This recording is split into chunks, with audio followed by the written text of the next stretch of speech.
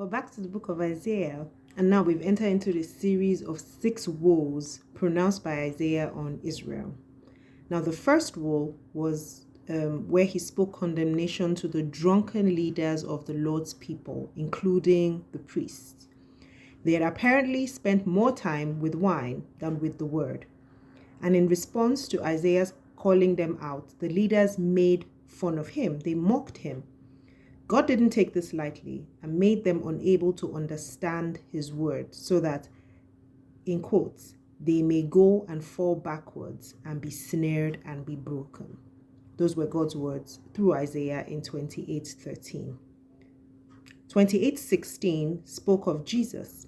It was a prophecy of him as a cornerstone in Zion, a tried stone, a precious cornerstone, and a sure foundation.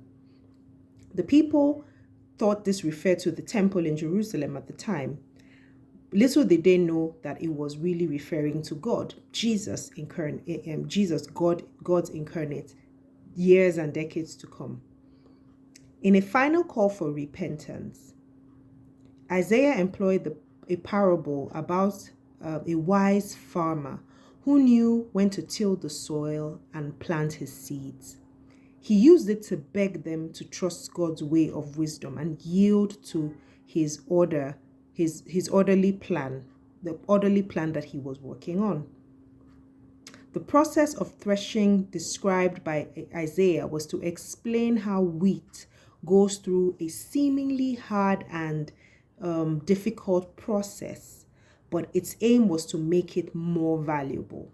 Remember when he was giving that analogy. So wheat on the stalk is just that, but you have to beat it, thresh it, take out the chaff, and then grind it, and then it becomes wheat. It now becomes, good enough to make bread and to feed. I thought that was really deep, and it made me think about some of the things we as humans might go through in life and feel like, oh, this is so hard. But at the end of the day, it's just refining us to bring out our value. Ariel, the place that was spoken about in chapter 29, most likely referred to Jerusalem from the study that I did. The people went through the motions of religion, but their hearts were far from God. Personal experience with God was missing from the lives of God's people, a condition compared to deep sleep in verse 10. But instead of wrath, God says that he will do wonderful things to reveal himself to them. That I thought was amazing too. I remember I spoke about this a few days ago when God said that, he would do good things to bring them back to him. The third woe was to Judah. To them, Isaiah said that they would experience humiliation and shame because they trusted Egypt instead of the Lord. They formed an alliance with them to go against Assyria. Egypt, their former captors, whose help was worthless, was who they went to for help. I found that quite perplexing.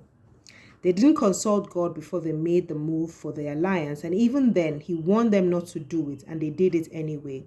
And for their rebellion, he promises judgment, but in 30:15, he tells them the remedy, and the remedy is this: in returning and rest, you will be saved.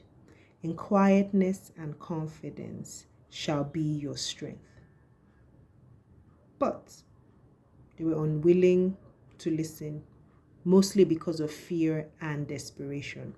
Now, I read this again. Obviously, I've heard this verse before, and I obviously thought about it in a different context. But here, if, the children of Israel were running scared and looking for who to help them, and you hear, in quietness and confidence shall be your strength.